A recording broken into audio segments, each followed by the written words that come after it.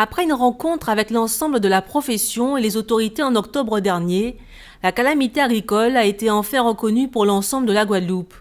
Un fonds de secours a été débloqué pour les agriculteurs. Seulement voilà, pour y accéder, il faut fournir des documents que de nombreux agriculteurs n'ont pas. Des attestations fiscales et sociales, ainsi que la comptabilité des 3 dernières années.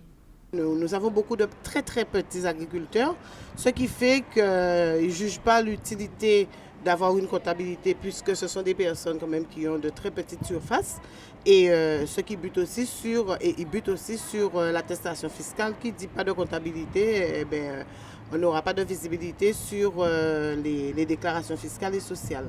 Face à cette situation, les organisations syndicales comptent se mobiliser.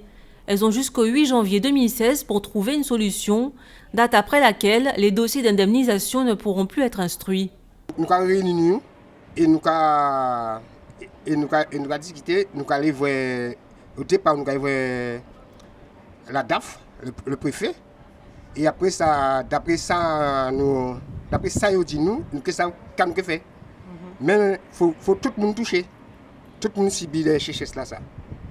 Les agriculteurs ont sollicité la Chambre d'agriculture pour les appuyer dans leur démarche. Ils réclament un allègement des exigences pour le montage des dossiers d'indemnisation. C'est leur demande que nous allons transmettre.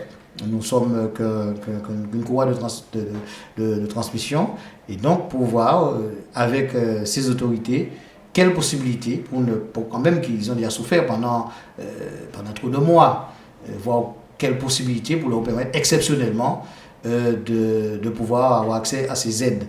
La Chambre en tout cas portera tout son poids dans le débat pour que nous puissions arriver à une solution, puisque je pense que ces agriculteurs, en tout cas guadeloupéens, sur l'ensemble du territoire, ont trop souffert pendant cette sécheresse.